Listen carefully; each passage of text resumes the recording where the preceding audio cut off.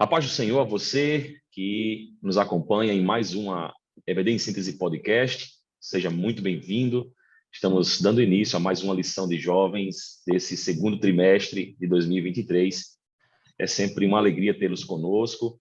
Esse trabalho é um trabalho desenvolvido pelo Departamento de Ensino da Assembleia de Deus no estado do Rio Grande do Norte, que é conduzido aqui pelo nosso pastor Martim Alves e o nosso diretor do DENEC, pastor Reinaldo Odilo. E estamos aqui acompanhados do nosso querido irmão Alain, professor Alain. A paz do Senhor, Alain. Mas, senhor professor Jussier, dizer que é uma alegria poder estar mais uma vez aqui, nos dirigindo, né, aos queridos professores e alunos da Escola Bíblica Dominical.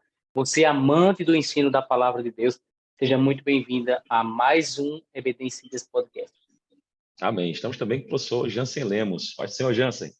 A paz do Senhor, Jussier, a paz do Senhor Alain, a paz do Senhor todos os professores que vão estar nos acompanhando nesse momento, né? É uma honra e uma alegria estar aqui mais uma vez. Amém. Vamos estar nesses próximos minutos comentando um pouco a respeito dessa lição de jovens que temos já iniciado, né? Estamos tratando a respeito de lições de encorajamento, instrução e conselhos para alcançar uma vida cristã feliz, estudando o livro dos Salmos, né? E temos visto salmos maravilhosos. Dessa lição não é diferente. Vamos para a lição de número 5, e que tem como título Prestando um Culto Santo a Deus. Essa lição ela é comentada pelo pastor Marcelo Oliveira, que tem muito nos ensinado aqui em cada uma dessas lições, desses ensinamentos. E aí, para darmos início aqui, gostaria de introduzir aqui com o professor Alain, nos falar um pouquinho a respeito do título da lição e do Salmo 24, né? O que é que podemos contextualizar desse salmo em relação ao título da lição? Professor Jussier, eu acho que de forma muito especial o pastor Marcelo Oliveira, ele traz exatamente o estudo para essa temática, né? Prestando um culto santo a Deus, o Salmo de número 24, um salmo realmente muito especial. Confesso que estou muito empolgado e feliz para essa síntese dessa lição, professor Jansen e professor Jussier, pois a gente vai poder fazer aqui uma relação bem interessante em relação à questão teórica do Salmo, a questão histórica do Salmo, a contextualizar aqui os nossos queridos professores, para que no próximo domingo eles estejam fazendo isso com os seus alunos, mas também trazer a questão prática, né? Prática aí, da teologia prática aí, né? Do dia a dia, né? Dos nossos queridos adolescentes e jovens também. Prestando um culto santo a Deus, o professor pastor Marcelo Oliveira escolheu o Salmo de número 24, realmente um salmo muito especial que já inicia aí dizendo que tudo pertence ao Senhor. E falando desse contexto aí, não somente a questão teórica, né, o contexto bíblico da época, né, que foi escrito esse salmo, mas também trazer a questão prática aí, já uma porta que se abre aí para os nossos professores, professor Jussier e professor Jansen, quem sabe na cabecinha dos nossos jovens aí, né, tem alguma dúvida se tudo pertence ao Senhor, né?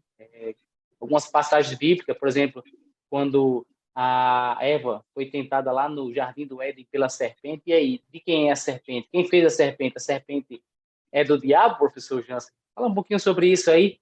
Tudo pertence ao Senhor, não é isso?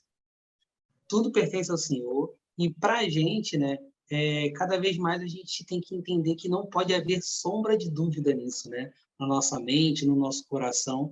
Inclusive, a gente está vivendo uma geração que é bombardeada por várias informações e existe essa dúvida pairando, né? Se realmente Deus tem todo o poder, se Ele tem todo o poder sobre todas as coisas. E os dias ruins? E as coisas ruins que acontecem? E os dias maus?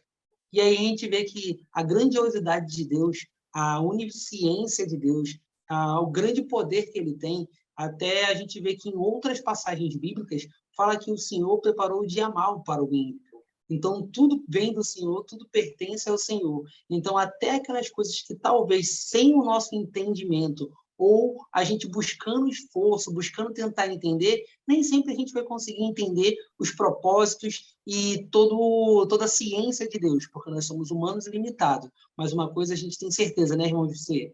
Que Deus ele tem todo o poder sobre tudo e todas as coisas vêm dele, por meio dele e para a honra e para a glória dele, independente do que a gente entenda, né? É verdade. Então, eu estava vendo, inclusive, professores, que na interação aqui da nossa lição, na versão dos professores, né? O comentarista nos fala a respeito da mordomia cristã. E eu vejo particularmente esse assunto da mordomia cristã como um assunto fundamental para a vida do crente. Eu acho que não dá para dissociar a mordomia de uma vida de santificação, né? A gente vive numa época do eu, né? Então é meu, é para mim, né? Eu sou feliz, né? Eu que tenho que usufruir, eu que tenho que desfrutar, o centro sou eu. A sociedade, né, secular, mundana, carnal, prega isso para todos nós, para os nossos jovens, e é um egocentrismo muito grande. Mas quando nós tratamos das coisas de Deus, das coisas do Senhor, é um olhar inverso, invertido, né? E essa visão que o Salmo 24 traz, que inclusive é o grande objeto da adoração nossa, né? Que é o Senhor, Deus criador de todas as coisas, ela nos faz lembrar que nada é nosso, que nada temos, nada somos e nada podemos fazer, mas pela misericórdia do Senhor, pela sua graça infinita e maravilhosa, ele nos deu o privilégio de usufruir daquilo que ele criou. E aí nos faz bons mordomos, servos, né, fiéis, e isso faz toda a diferença. Eu me lembro, na minha juventude, né, e meu pai me ensinava a respeito da mordomia cristã, dizia assim, olha, se eu lhe der, Jussi, uma caneta especial de ouro para você, como um presente, e você, na hora que receber esse presente, jogar no chão e pisar, você acha que eu me sentiria feliz e satisfeito? Aí eu disse, pai, lógico que não, né? Você ficaria triste, magoado. Aí ele disse, da mesma forma são as coisas que Deus nos dá. Então ele nos dá para que a gente use elas para a glória dele. Mas muitas pessoas recebem as coisas de Deus e pisam, né? E destroem, e porque não entendem que é dele, que vem dele, né? E aqui eu faço uma ponte para que a gente possa comentar a respeito desse tópico primeiro aqui, que fala sobre o Deus Todo-Poderoso, o objeto da nossa adoração, né? Nossa lição ela traz esses 3 tópicos aí, esses 3 objetivos que a gente pode explorar, né? O professor pode explorar na sua aula, e esse primeiro fala do objeto da nossa adoração. Qual é o objeto, né? Qual é o objetivo? Qual é a finalidade, né? A quem nós adoramos e por que nós adoramos? Vamos comentar um pouquinho, Alan, a respeito desse tópico primeiro. Professor José, e é bom que a gente, olha, parece até algo repetitivo, né? Aqueles professores aí, quem sabe, iniciando aí há alguns trimestres só, outros professores aí há muitos anos aí na jornada de ensinar na Escola Bíblica Dominical e dizendo assim, quem sabe, né? Um pouco desapontado, mas de novo esse assunto, mas como eu costumo sempre dizer aqui, né? Nós temos uma rotatividade muito grande e nós precisamos ter uma atenção em relação à sala de jovens. Por quê? Muitas vezes esses jovens eles até vêm para a Escola Bíblica Dominical na lição dos jovens, né? Mas quem sabe aí não passou ainda por um discipulado. Interessante isso, né, professor José, professor Jansen? Eu quero trazer a você para essa reflexão também, querido professor. Não ache que é perda de tempo quando você inicia um tópico como esse aqui, que fala assim, o Deus Todo-Poderoso é o objeto da nossa adoração. Quem não sabe disso? Né? Quem não sabe disso? Alguém que já se converteu há alguns anos e já está aí na estrada servindo ao Senhor, já tem relação com Deus, mas quem sabe esse aluno da Escola Bíblica Dominical do domingo, que vai estar na sua lição, quem sabe nunca parou para conversar com o professor ou refletir juntamente com alunos da Escola Bíblica Dominical sobre esse assunto. Entender que nós somos pecadores, nós somos falhos, e hoje eu entendo, né, que não são pelos meus méritos que eu adoro ao Senhor, que eu me aproximo do Senhor, que eu busco, que eu faço como salmista, eu subo ao monte do Senhor para adorá-lo. Mas quem sabe na cabeça desse jovem aí, algumas inquietações, algo que ele ainda não deixou de cometer, de fazer. Então, como eu, alguém que é pecador, vai se aproximar, vai escolher adorar a esse Deus, a gente já começa aqui essa lição, esse primeiro tópico aqui, professor Jussier, professor Jansen, achando que é algo repetitivo, algo que já é tão normal, mas olha só, que coisa Deus está te dando de presente aí, para fazer com que esse jovem ele entenda que apesar de ser falho, algumas coisas na vida dele ainda não estão no lugar correto, mas Deus, Todo-Poderoso, aquele que o comprou, aquele que o fez ser também escolhido, ser filho de Deus, escolhe ele, né? para também servir ao Senhor, se aproximar de Deus, desse Deus todo-poderoso. E Deus nos dá essa grande missão e esse privilégio de poder estar na EBD falando sobre esses assuntos tão especiais. Falar de Deus é sempre muito bom e muito empolgante. E o Salmo de número 24, ele se enquadra aí nos salmos litúrgicos, né? A gente vai falar já durante a nossa síntese aqui, dessa questão da liturgia também, dos cultos, da prática, né? Como eu disse no início aí, professor Jussier, não somente a questão teórica, né, dos assuntos aqui do Salmo, quando foi escrito, aonde ele está relacionado, o Salmo, e classificado esse Salmo, mas também a prática aí, né? Tantas dúvidas na cabeça dos nossos jovens, a gente pega uma lição como essa aqui e tentar desvendar esses mistérios aí, né, professores? É verdade. Isso me lembra, Alan, com o que você vem comentando, né? Sobre essa questão de repetição, de achar que o assunto já é algo conhecido de todos os alunos, mas me lembra muito da questão da rotina, né? Se você for professor, conversar com seus alunos a respeito de rotina, você vai ver que muitas vezes o hábito e a frequência faz com que a pessoa esqueça o objetivo. Aí ela vai todos os dias para a escola, mas por que ela vai para a escola, né? Será que o aluno que vai para a escola, sabendo que o objetivo dele é aprender, será que ele tem um melhor resultado ali na aula, né? Ou será que tanto faz, né? Será que o jovem crente que vai frequentemente ao culto e acompanha a liturgia do culto, né, sem saber do objetivo pelo qual ele está ali, para o qual ele está ali, será que esse culto vai ser bem sucedido? Será que ele vai conseguir ofertar essa adoração a Deus, né? E aí, Jansen, o que a gente pode falar a respeito disso? Será que essa liturgia, né, tem feito... É importante para a mocidade hoje?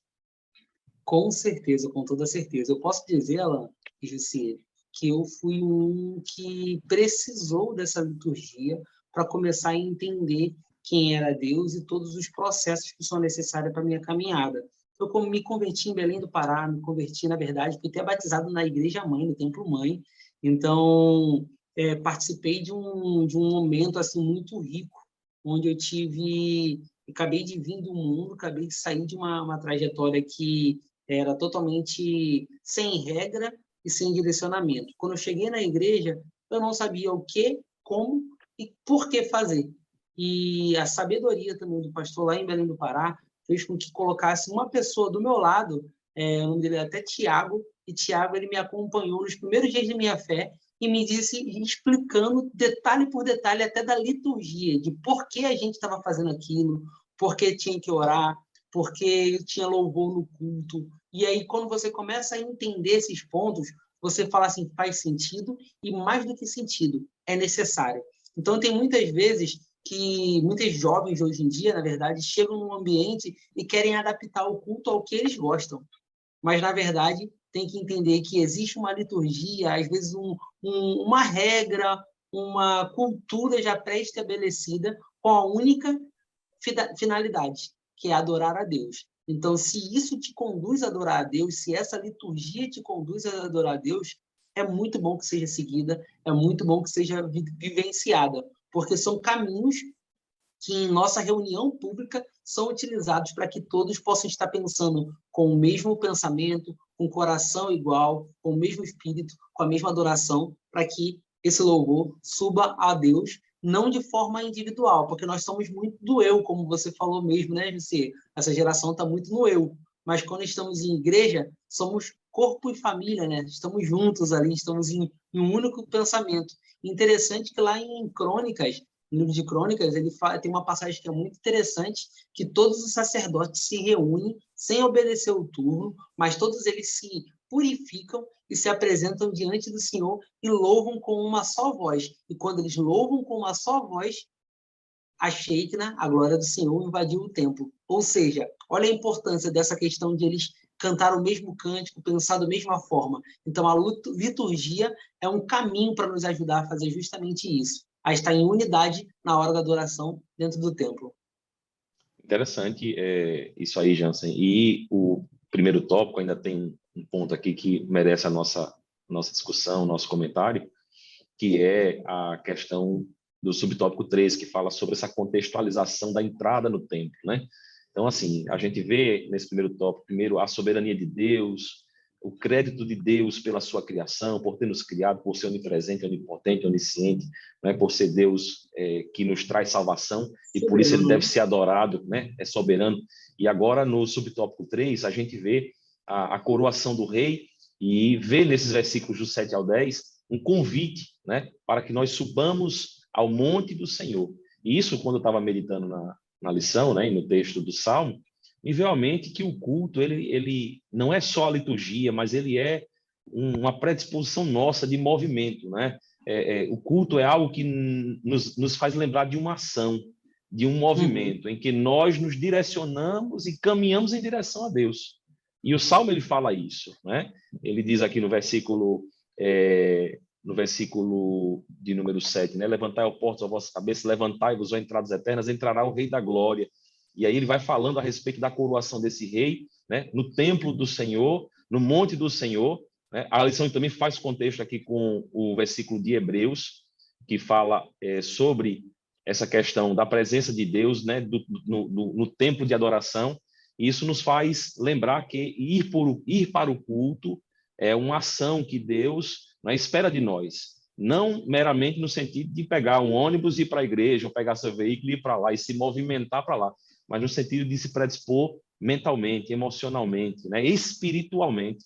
Então, o culto, ele pressupõe uma ação nossa, uma atitude nossa, né, um exercício que nós devemos fazer ali, desde antes de começar o culto ao Senhor, no sentido de se preparar, né? Eu vou para cultuar a Deus. O que é que eu tenho preparado para o Senhor? Então, esse terceiro subtópico é maravilhoso. Ele nos fala a respeito disso, ele contextualiza essa entrada no templo, a visão do Rei da Glória, e é algo que a gente tem que ter em mente quando nós vamos para o culto. A gente não vai para o culto, vocês me dizem se eu estou errado ou certo, mas eu particularmente não vou para o culto para ver o conjunto cantar, nem para ver o pregador pregar, né? A gente tem que ir para o culto para adorar o Senhor. A gente vai para entregar a nossa gratidão, o nosso louvor, e junto com os órgãos da igreja, junto com os membros, cultuar a Deus e fazer com que Deus se agrade daquela oferta. Amém? Quem pode contribuir aí com o tópico primeiro para a gente entrar no segundo? Rapaz, eu acho maravilhoso esse Salmo 24, porque ele dá uma sequência aí, né? Primeiro ele fala da soberania de Deus, né? A grandeza de Deus, da criação de Deus, como disse o professor Jussier, professor Jansen aí, ele nos chama a adorar esse Deus, mas quando a gente está na presença do Senhor, professor Jussier, professor Jansen, queridos irmãos que estão nos acompanhando aí no nosso podcast, EBD em Síntese, Lição de Jovens, ele nos chama a fazer uma limpeza, né? Professor Jussier, professor Jansen, jamais quem entra na presença do Senhor fica da mesma maneira, né? Aí diz assim o versículo 3, quem subirá ao monte do Senhor, quem estará no seu santo lugar? Aí o versículo 4, aí o negócio já começa a apertar aqui, né, professor Jussier, professor Jansen? A condição chega, né? A condição. A gente se anima. Olha, quem não está do lado desse Deus que todos se dobrarão todo joelho se dobrará a esse Deus, né? Aquele que é criador de todas as coisas, aquele que sabe de todas as coisas, aquele que é general dos generais, aquele que é especialista em batalhas, que nunca perdeu uma batalha, mas o versículo 4 diz assim, aquele que é limpo de mãos e puro de coração, quem não entrega a sua alma à vaidade, nem jura enganosamente. O versículo 4, há uma condição, aquele que a gente sempre ouve, né? Venha como você está, venha como você está, mas não continue como você está, não é? Porque nós, quando estamos na condição de criatura de Deus, nós entendemos esse chamado para o arrependimento, para ser filho de Deus, aí sim, nós entramos pelo caminho de querer conhecer os estatutos de Deus, e é importante que haja transformação na nossa vida, né? Não somente de forma aparente, né? Porque ele fala aqui da questão de limpo de mãos e puro de coração. Quem sabe os irmãos que estão assistindo aqui, olhar para o irmão Alan e dizer assim, que homem puro de coração, né? Assim, questão, a forma com que eu estou vestido, o cabelo organizado, a maneira calma que eu falo, mas aquele que conhece os nossos corações, aquele que sonda os nossos corações. A palavra de Deus nos diz que antes que a palavra saia da nossa boca, ele já conhece. Mas esse sim, ele ele quer saber o interesse do nosso coração em relação a todas as coisas. E isso fala também, professor Jussier, professor Jansen, ele nos traz uma reflexão. O que é que nós queremos fazer nesse tempo, né? O que é que nós estamos querendo fazer em obedecer essa liturgia? É receber só algo do Senhor, professor Jansen? É só receber bênçãos, benefícios do Senhor? Nos traz uma reflexão aí, né? Realmente um salmo muito especial. É muito interessante que, pegando esse gancho do que Alan falou, da pureza do coração, quando ele fala de as mãos limpas e o coração puro, está falando de duas ações também. As mãos limpas é uma coisa visível, né, José? Eu consigo, às vezes, conversar com alguém, às vezes a pessoa estica a mão para falar com você e você consegue ver que a mão está suja. Mas tem coisa que é invisível ao olho nu. Tem coisa que é só no interior. E aí a gente vê que Deus tem essa capacidade de olhar a gente por fora e por dentro. Porque aquele negócio, Deus só quer o coração. Não, Deus quer você por inteiro. Deus quer que você tenha consciência que você está entrando no templo dele para o adorar. E aí você tem que se apresentar de forma pura, de coração puro. E aqui, já no ponto 2, fala bênçãos e justiça de Deus. Uma coisa que a gente vê e que a gente fala de forma bem simples é que Deus, ele é justo e a justiça dele não se altera. A justiça do homem, ele é advogado, né? Pode ser que uma hora alguém vai lá e mude uma regra, mude uma lei, né? Então, tudo que você via como lei, via como estava certo, passa a ser totalmente o inverso. Mas em Deus não tem alteração, não tem sombra, não tem variação. Então, no caso, ele tem uma linha totalmente reta da sua ação, e ele é justo ao extremo. E essa justiça de Deus é uma justiça que é executada também com graça e misericórdia, que a gente já até falou em outras lições, que o legal é que a graça é justamente o favor imerecido, e a misericórdia é aquilo que a gente merece, mas Deus não nos dá, porque ele tem misericórdia da gente. Então, a justiça de Deus, ela se apresenta. E como foi falado aqui nesse versículo, nesse Salmo 24, né? No caso, Alan falou que começa a pesar a partir do versículo 4. Mas é um peso necessário. É aquele peso que, quando você conhece, você desenvolve temor, e com o temor do Senhor, você começa a entender que existe uma responsabilização em todos os atos que você faz, se você quiser continuar seguindo no caminho dele. E aí, você vê que bênçãos existem, mas também existe justiça. Porque muitos só vão procurando as bênçãos, mas esquece que Deus é justo e sonda e conhece o coração de todos. Amém. É uma questão de compatibilidade, né? Como devemos cultuar? Essa condição, como ela disse, no primeiro momento, quando a gente aceita, né, o Senhor nos convida de braços abertos a aceitar essa graça, essa salvação, mas esse agir do Evangelho na nossa vida nos traz mudanças. E essas mudanças, elas são necessárias para o culto, porque Deus é um Deus santo, Deus é um Deus justo, e há necessidade que o nosso caráter se alinhe com o dele, né? E por isso ele diz, olha, para cultuar você tem que, né, para estar na presença de Deus, você tem que ser limpo de mão, você tem que ser justo, reto, irrepreensível, né? Buscar ser como Deus é na pessoa de Jesus Cristo. Você tem que ser puro de coração, você tem que ter bondade, misericórdia, generosidade no coração. Você não pode ter vaidade, você tem que buscar o exemplo de Jesus, ser simples e humilde, né? Não praticar o engano, tem que ser verdadeiro, honesto, né? A própria adoração, ela tem que ser verdadeira necessariamente, né? Adorar em espírito e em verdade, tem que ser verdadeiro. E o que eu observava, professores, nesse tópico, é que esse convite ao culto e essa condição que o Salmo nos coloca para cultuar Deus não é um momento de vida, mas é um estilo de vida. Né? A gente não pode pensar que isso é só um momento. Eu vou para o culto, agora eu vou me converter aqui, eu vou me vestir para o culto. Não, eu tenho que ser vestido dessas qualidades todo o tempo, porque a minha vida é um culto ao Senhor. Não é verdade? Verdade. E aí... Você até pegando um gancho com o que você falou, só para não esquecer, porque Alan já trabalhou bastante também na parte da mídia, né? E a gente vive uma geração midiática. A gente vive numa geração que procura holofotes e parece os melhores cliques. E aí, como você falou, quem vive só de aparência pode parecer muito com aquela coisa que a gente já viu algumas vezes dentro da igreja. A pessoa está desconectada, mas vê o rapaz da mídia vindo com a câmera, abaixa a cabeça, levanta a mão e começa a adorar só para sair no clique. Só que essa adoração é a adoração que o homem vê, que talvez a foto deixou registrada, mas Deus, ele quer, como você falou, né? É o estilo de vida, ele quer que você seja um adorador, porque Deus procura os verdadeiros adoradores que adoram em espírito e em verdade. Verdade. Então, se a gente chegar só pensando no externo, ou em um momento, pode ser que a gente só viva num engano, pode ser não, a gente vai viver num engano, e pode ser que a gente chegue lá diante do Senhor, e o Senhor fala assim, mas no seu nome eu fiz isso, no seu nome eu fiz aquilo outro. Mas o Senhor que conhece o coração, conhece o interior, conhece a intenção, sabe o que é vaidade, sabe que se foi alguma coisa de verdade mesmo, ou foi somente para aparecer, ele vai executar a justiça, que é o que a gente falou no momento anterior, né?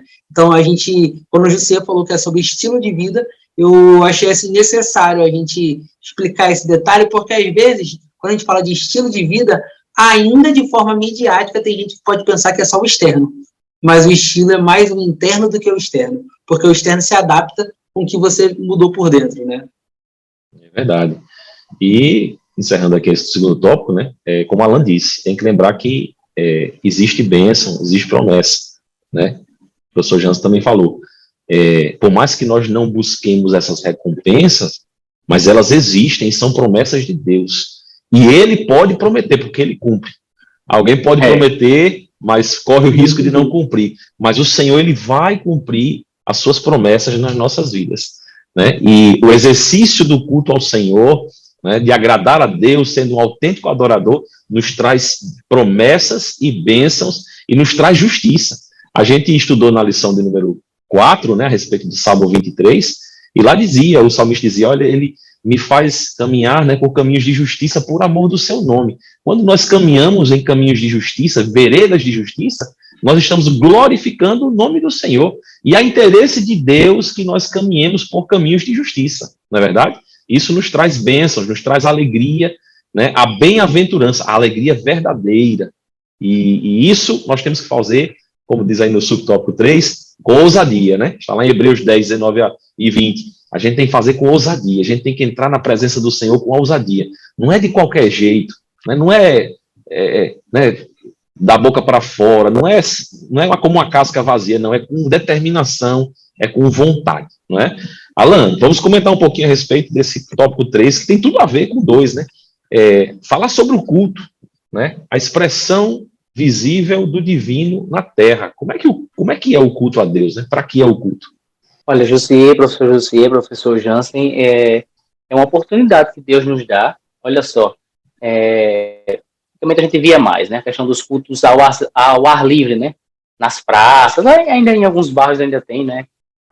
Os cultos aí aqui na nossa capital, em Natal, nas quartas-feiras, né? Culto na casa do irmão Jansen, né? E aqueles irmãos todos para lá ainda tem. Em alguns bairros aqui a gente ainda tem, mas é uma oportunidade que Deus nos dá de forma pública, dizer que existe um povo se reunindo para buscar a esse Deus, para adorar a esse Deus. Quantas pessoas não já foram alcançadas, professor José, professor Jansen, queridos irmãos, quem sabe até você que está nos assistindo agora, nos acompanhando nesse EBD em Síntese podcast, que foi alcançado, né, através de um culto como esse, em uma praça, e viu pessoas ali reunidas e de forma visível, você viu pessoas atraídas à presença de Deus, pessoas que trabalharam antes para aquele culto, aquela reunião acontecesse, pessoas que levaram um carro de som, um caminhão, levaram as caixas de som, levaram as cadeiras, e trouxe a você a reflexão de forma visível, né? Pessoas buscando a esse Deus. E devemos continuar fazendo isso, nos congregarmos. Hebreus, ele fala muito sobre isso, né? Não deixando a congregação, que é costume de muitos, né? E trazendo essa questão prática também da nossa lição, o professor Jansen falou algo interessante em relação a se congregar, em essa mudança de pensamento, né? E principalmente na nossa faixa etária aí, que é de jovens. Será que eu preciso me congregar? Né? Será que realmente é necessário eu pertencer a uma comunidade evangélica, me congregar, e ali na terça-feira, na quinta, no domingo? Será que é necessário eu fazer isso? E eu trago essa reflexão aqui para você, querido professor. Quem sabe um aluno ele não chega a externar isso na sua domingo aí na sala de aula, mas traga esse assunto, porque é algo que tem preocupado os líderes de jovens e também pastores, dirigentes de congregação, que é essa saída das pessoas das igrejas, né? E não somente para outra denominação, Jussier, que seria algo até tolerável, né? Pela questão de mudança de bairro, mudança de cidade, chegam ali na outra cidade, no outro bairro, não há a mesma denominação, não tem problema. Mas deixando mesmo de se congregar, né? Pessoas que, olha só, acham que já tem aí toda a doutrina na sua cabeça e deixa realmente de se congregar, não dando importância à igreja, né? Dando importância, se hoje ele tem essa, vamos dizer assim, professor Jussier, professor Jansen, aquele que nos acompanha, se tem a doutrina aí bíblica na sua cabeça, ele aprendeu em algum lugar. E se ele sabe isso, ele precisa ensinar, porque o primeiro passo é esse, é deixar de se congregar. E o segundo é apostatar. É não somente deixar de ir, deixar de falar, deixar de agir como alguém que conhece a Deus, mas passar a falar contra, né? E falar um pouquinho sobre isso aí, professor Jansen, que é algo terrível, não somente deixar de congregar, deixar de estar junto, mas falar contra. E a palavra de Deus nos diz, ai daquele, né, por quem um dos pequeninos se escandalizar, não é? Bom, é uma preocupação muito grande nos dias de hoje, né? Porque, infelizmente, a gente tem que tomar cuidado com uma coisa que pode ser visto por um lado bom, mas também pode ser preocupante, que é os cultos e os diversos pastores que se apresentam nos meios digital, em Instagram, YouTube, em vários canais, que às vezes alguma pessoa, como eu falei no início, né, quer adaptar o culto ao que ele acredita ser bom para ele, e esquece do propósito principal do culto, né, que é a gente tributar louvor e adoração a Deus. Então, quem precisa ser agradado no culto é Deus, e não a pessoa que está lá entrando. Mas aí essa geração, ela quer ser agradada. Então, ela escolhe a palavra que mais tem a ver com o que ela quer. Ela escolhe uma palavra que não fere com seu ego. E aí ela acaba deixando de ir para o culto, porque no culto corre o risco de, na congregação, vir um pastor como o Jussier, que tem uma palavra muito boa, uma palavra maravilhosa, mas fala e toque numa ferida que ela sabe que ela tem. Então, ela começa a selecionar. E aí ela começa a pensar, não, eu vou ficar então só em casa, porque em casa eu escuto o que eu ouvi. E aí deixou de se congregar. Aí depois ela começa, não, nem isso que eu ouvi está fazendo sentido. E aí começa a chegar a apostatar. E aí começa a criar outras doutrinas, ou talvez outros pensamentos, e começam a levar outras pessoas para seguir pelo mesmo caminho. Então a gente tem que entender que desde o princípio, desde quando Deus ele começou a atuar, a falar com o seu povo na terra, ele sempre direcionou para um momento que existia uma regra, uma ordem, algo a se fazer da forma que ele, Deus, queria para que o povo fizesse, para que o fosse adorar. Então, aí a gente já começa a entender que existe um culto, e esse culto tem que ser direcionado por Deus, e a liturgia, que é até o próximo ponto, né, José? Não vou entrar... Esse professor já é sabido, viu, professor José? Então, essa continuação eu vou deixar com o José aí, tá vendo? Quero provocar vocês também com um pensamento que eu tive, assim, enquanto eu estava nessa lição. Hoje, a gente vive os dias da falta de tempo, né? As atividades da nossa vida sufocam tanto que a gente fica assim, poxa, será que é necessário fazer o culto, né? Mas quando a gente vai para a palavra de Deus, a gente vê que desde o primórdio, desde a criação, o Senhor separa um dia para o seu louvor, para a dedicação, né, a Deus. O nosso coração é feito para ter um tempo de relacionamento com Deus. E se a gente deixa hoje se afogar pelos compromissos da nossa vida, né, terrena, essas coisas começam a sufocar o tempo do Senhor. Então, o culto, que é esse momento de grande devoção espiritual, o momento em que a gente separa para tributar a adoração a Deus, para reverenciar o Senhor, para adorar o Senhor, né, com o nosso intelecto, com o nosso coração, com a nossa emoção, ele é um momento necessário. Eu imagino que sem ele a gente não consiga avançar, evoluir em conhecer o Senhor, né? E também, Alan, você falou ali muito bem em relação a essa questão da congregação, né, da necessidade de estarmos visivelmente congregados, porque é no culto em que nós nos relacionamos com nossa família, né, de Deus. E é nesse relacionamento de família que a gente aprende a se ajustar, a se corrigir, a equilibrar, né? Então, se eu sou sem paciência, eu vou aprender a ter paciência lá, convivendo com meus irmãos, né? Se eu sou uma pessoa muito paciente, eu vou ensinar alguém a ser paciente lá na convivência com meus irmãos. Vou aprender a amar, a respeitar, a ouvir, a falar, a contribuir, a edificar. E tudo isso se faz aonde? No culto. Ninguém faz isso sozinho em casa, não é verdade?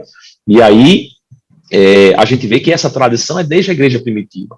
Fica a oportunidade, querido professor, de você provocar seus alunos e mostrar que o culto hoje acontece da mesma forma como ele acontecia no tempo de Jesus, no tempo da igreja primitiva, do apóstolo Paulo, e que a nossa igreja hoje, ela busca, né, criar uma liturgia, um momento de adoração que é conforme a palavra de Deus. E a gente entra nessa questão da liturgia, né, porque a liturgia, ela é muito importante. A liturgia, ela é a forma, ela é a maneira com que o culto é conduzido, né? E o comentarista nos mostra aqui que a liturgia, ela traz uma questão de ordem, de organização. Mas a gente tem dois extremos que geram problemas. Eu vou querer o comentário dos nossos queridos professores. O que é que existe quando falta liturgia? E qual é o problema do excesso de apego à liturgia, né? Vamos lá, Jansen, fala um pouquinho a respeito da falta de liturgia, e a Alan fica aí convidado a falar um pouquinho sobre esse apego exagerado à liturgia. Uhum. Todo extremo é preocupante, né? Então, quando a pessoa deixa de observar pontos simples, principalmente essa ordem que é necessária, porque até o pastor Eliabe, que foi meu pastor ano passado, ele falava de uma questão muito forte. Ele falava, Deus é um Deus organizado, então ele requer que a gente também se apresente a ele de forma organizada. E aí vem a questão, sem uma liturgia, sem uma regra, a gente pode cair naquele primeiro problema, que é não entender ou não controlar o tempo. E aí acaba atropelando ações, e aí acaba também preocupado com o que está entregando, às vezes nem tanto, às vezes você não dá o seu melhor quando você está na correria, você dá o que dá, é o que dá tempo.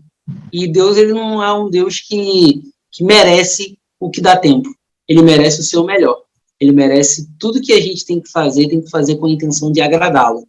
E aí também tem um outro problema. Se você também não ter essa noção de liturgia, noção de organização, veja bem, né? Na nossa casa a gente organiza as coisas, no nosso trabalho a gente organiza as coisas, em qualquer instituição que tenha pessoas reunidas, existe uma certa organização. Será que o culto não merece um momento organizado, com uma linha retilínea, lógica de pensamento, um momento de louvor com uma intenção de preparar a igreja, fazer a gente se desconectar daquilo que está lá fora e apresentar o louvor a Deus, para chegar naquele momento da leitura, para chegar naquele momento da palavra, e assim a gente entregar, estar totalmente presente. Então, quando não tem liturgia, pode ser que tenha um ajuntamento de pessoas, mas falte o culto, porque o culto precisa dessa organização. Então, a liturgia, ela é importante para conduzir e direcionar a todos os presentes para o objetivo central daquele momento, que é adorar a Deus. Então, sem esse apego, ou pelo menos um direcionamento à liturgia,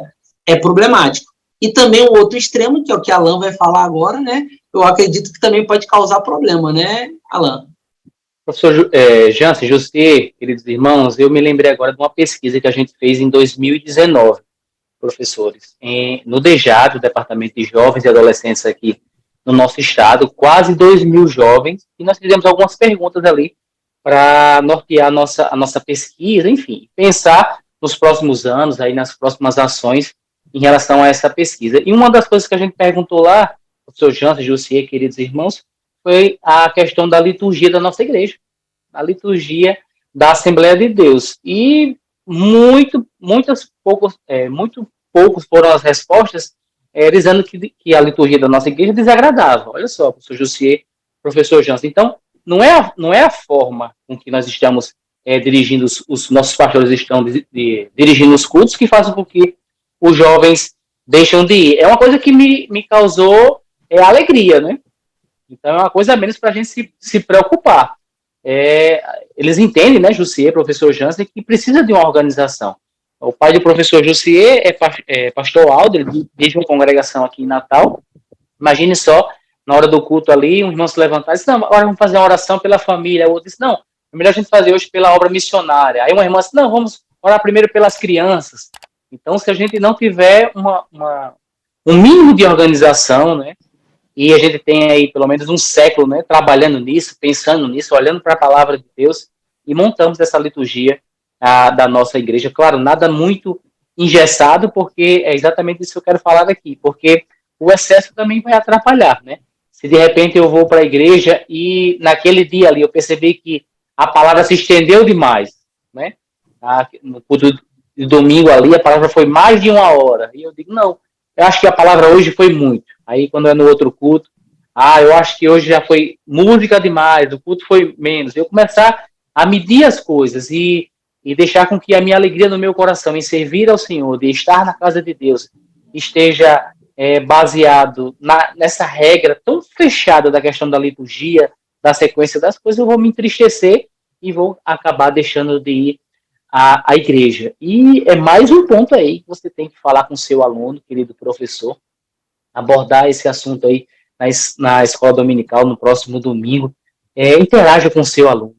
Faça perguntas como essa aí, coloque para fora, né, professor Jussier, professor Jansen, quem sabe pensamentos errados que existem em relação a essa questão da liturgia. Enfim, Deus vai te usar, querido professor, para desmanchar algumas coisas aí que estão no coração desses alunos aí no próximo domingo, se Deus quiser. A gente acha que uma lição vai ser repetitiva, né, professor Jansen, professor Jussier, queridos irmãos, mas Deus nos dá aqui, abre um leque aí de assuntos e coisas tão boas aí para a gente refletir com nossos alunos aí na escola bíblica dominical. Acho que vai faltar tempo domingo lá, viu, na lição, professor José. Vai. Pois é, corroborando aqui com o que vocês estavam comentando, né? Quando a gente falta liturgia, né? A gente percebe que falta um pouco de reverência, né? Quando não tem organização, falta reverência. E Deus espera a reverência, né? Ora, se a gente se prepara tanto, se veste para entrar numa sala de audiência com o juiz, para receber uma autoridade, para ver um presidente, um governador, um prefeito, todo mundo fica em silêncio, ninguém age fora do padrão, né? Avaliemos o nosso Deus querido, maravilhoso. Então, o culto, ele é um momento de reverência, de organização, não podemos faltar com a liturgia. E, muito importante também, estava me lembrando aqui, que o culto, ele serve para a edificação da igreja também. Ele é para entregar adoração, mas no culto os dons espirituais edificam a igreja. E cabe ao pastor, dentro da liturgia, não é, atender às necessidades. Então, se um culto só tem oração, mas não tem palavra, faltou a necessidade de alguém que estava lá para ouvir a palavra. Mas se ele só tem louvor, mas não tem oração, faltou aí a necessidade de alguém que foi para orar, para conversar com Deus. E a liturgia, ela organiza todo o culto para que haja louvor, para que haja oferta, para que haja adoração, para que haja oração, para que haja testemunho, para que haja palavra, e todos conseguem se alimentar e apresentar o seu culto. Da mesma forma, o outro extremo é perigoso porque ingessa ali a espontaneidade do Espírito Santo quando quer agir, não é? Cria uma religiosidade, alguém que se escandaliza, mas não podia subir no púlpito com determinada vestimenta, não podia orar dessa forma, para receber a bênção tinha que ser de tal. Então, determinadas regras que às vezes as pessoas começam a se tornar religiosas, né? E isso começa a escandalizar, mas quando não era necessário, que o que importava era o coração estar ali voltado para a adoração do Senhor, né? E por fim, para a gente entrar no terceiro tópico e concluirmos aqui o nosso comentário, a liturgia, ela promove uma identidade. Eu não sei vocês, mas eu entendo que a igreja, ela tem que ter uma identidade. Alguém passou ali, olhou para aquele grupo ali, aquele povo ali é da Assembleia de Deus, estão cultuando a Deus. A liturgia promove identidade, né? A gente às vezes está aqui numa igreja, viaja para outro estado e vai para uma outra igreja cultuar a Deus, e quando chega lá e a liturgia é a mesma, a gente se sente bem, a gente se sente em casa. Opa, aqui é minha família, estou participando do mesmo povo, né?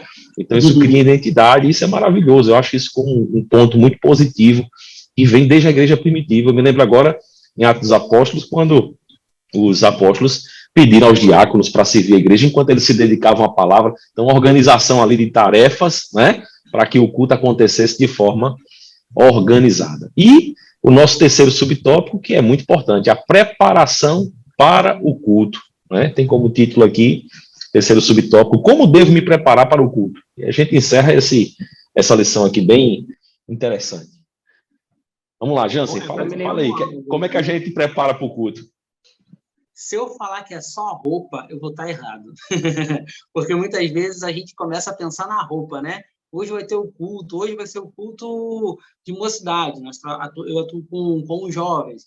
Então, a gente pensa naquele dia, tá bonito, tá tudo organizadinho. Mas, na verdade, isso é importante. Não é errado você se arrumar.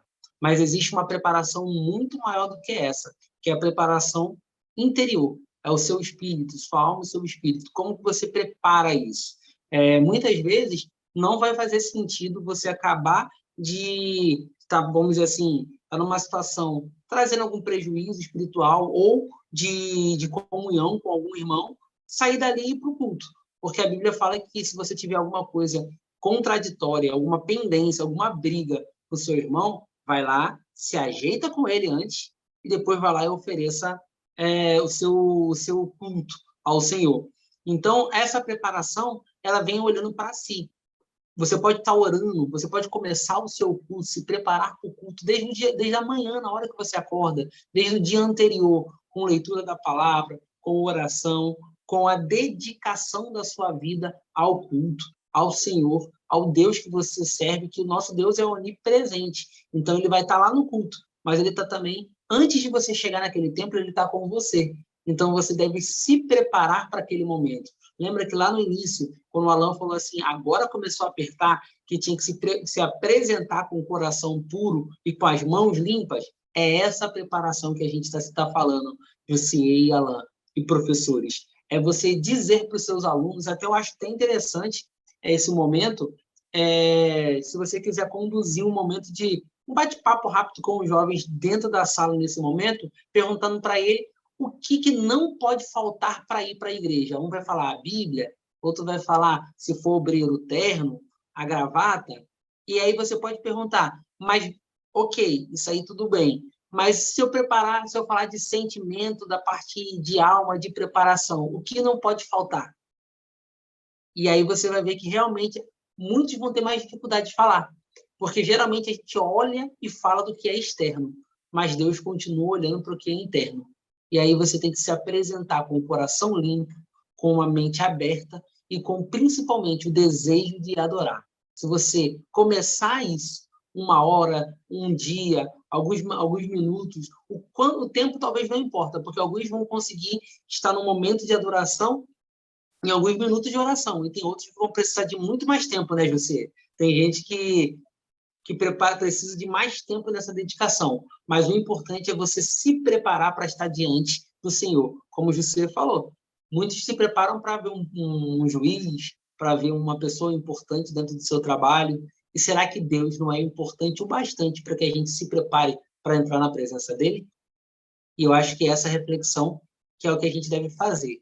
Eu não sei se eu consegui alcançar o que você está rindo e balançando a cabeça assim, né? É por aí mesmo. Não sei se eu acho que toda opinião é levada nesse sentido, né? Assim, a experiência minha, de Jância, de Alan, cada um tem um olhar mais experimentado a respeito dessa preparação, né? E aí, Alan, o que é se preparar para o culto aí? Trazendo para a parte prática aí, sabe, professor Jussier, professor Jansen, uma coisa que eu tenho observado muito é a questão das mídias, né?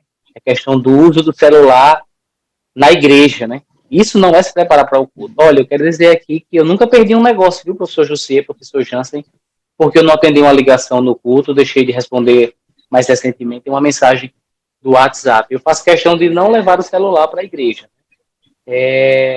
Agora não mais, né? Fiquei envolvido ali na questão das mídias, eu tenho que estar com o celular para compartilhar aí as lives, né, as transmissões, aí eu tenho que estar com ele na mão ali.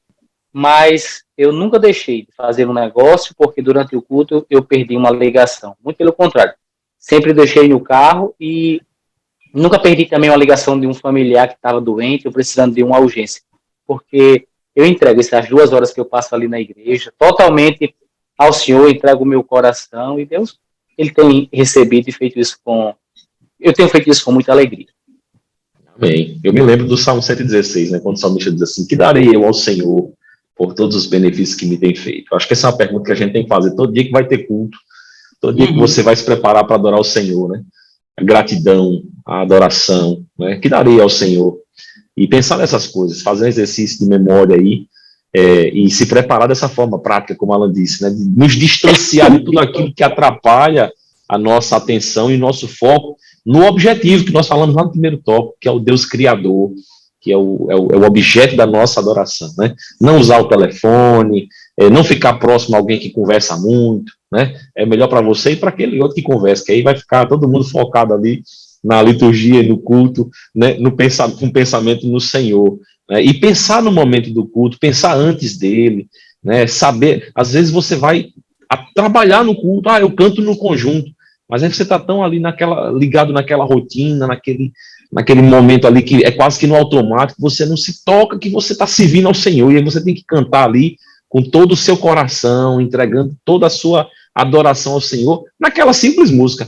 Mas é uma coisa tão simples, mas o Senhor, ele vê nos pequenos gestos, né, a adoração perfeita, ele vê na oferta daquela viúva, né, uma grande oferta, uma grande entrega, e ele pode ver nesse simples hino que você vai cantar ali atrás, escondidinho, né, uma entrega de adoração verdadeira, sublime, e assim a gente conclui, meus queridos irmãos, o comentário a respeito desses 3 tópicos da nossa lição, maravilhosa, Salmo maravilhoso, 24, e que merece a nossa leitura, a nossa meditação, né, e eu queria convidar aqui nossos queridos professores a uma palavra de conclusão, e já também convidar você a deixar o like, né, a comentar aí, dar o seu feedback a respeito de que está aprendendo, né, nas aulas do EBD em Síntese Podcast, né, saber de onde você está assistindo, se é daqui do Rio Grande do Norte, daqui de Natal, de outro estado, de outro país, para que a gente possa se alegrar aqui, né, com o fruto deste trabalho, também para você compartilhar o link desse vídeo com os seus alunos, querido professor, para que eles possam estar mais preparados na aula.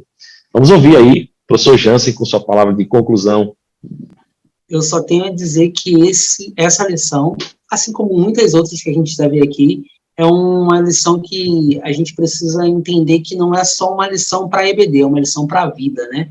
Então, você, professor, que estará com os seus jovens nesse momento, aproveite para poder ouvi-los, entender quais são as dúvidas, entender quais são as dores. Uma dica que eu dou para essa lição especificamente é você, o tempo todo, estar com o Salmo aberto e fazer com que eles mesmos leiam e volta e meia na aula, volte a fazer eles ler o Salmo. Porque uma coisa que a gente tem muito comum nos jovens é os jovens ler só o versículo que lhe é cabível, o título da lição, lá aquele versículo textual, mas faça ele caminhar entre o Salmo, que isso vai ajudar eles a ter um maior entendimento e vai fortalecer a ideia da aula com o texto bíblico, que é o que foi levado para ele. Eu acho que hoje minha consideração é quase que uma dica, né? Eu quero encerrar minhas palavras aqui, professor José, professor Jansen, com o versículo de número 10 do Salmo 24. Vai valer a pena. Tudo isso que nós estamos vivenciando, se afastando para agradar ao Senhor, vai valer a pena quando a gente vê se cumprir a igreja do Senhor juntamente com ele, nas portas do céu, e a gente poder dizer assim: quem é este Rei da Glória? O Senhor dos Exércitos. Ele é o Rei da Glória. É esse momento triunfal da igreja com Cristo, entrando no céu e vivendo a eternidade com ele. Talvez a gente agora não percebemos o tamanho disso, a proporção disso. Talvez você, jovem que está nos acompanhando aí, talvez o jovem que esteja domingo na sua sala de aula, professor, não entenda o verdadeiro sentido disso. Mas a conclusão aqui do Salmo número 24, versículo 10, ele vai fazer com que vai valer a pena, né? A questão da recompensa, a justiça de Deus nesse propósito, né? Da promessa, da conclusão de estarmos eternamente com Cristo. Não somente com as coisas daqui, né? Porque Deus, ele quer nos abençoar aqui também, mas olhando para o alto, olhando para cima, isso realmente é muito especial. E eu agradeço a Deus por essa oportunidade de estar com vocês aqui em mais um EBD em Síntese Podcast. Amém, amém. Desejamos a você, querido professor, uma excelente aula, a você, querido aluno, um aprendizado excepcional da palavra de Deus, que essa palavra possa ficar gravada e registrada no seu coração, possa produzir frutos, né, e que seja de testemunho e possa ser bênção na sua vida. Queremos agradecer pela presença de vocês que estão nos assistindo até o final.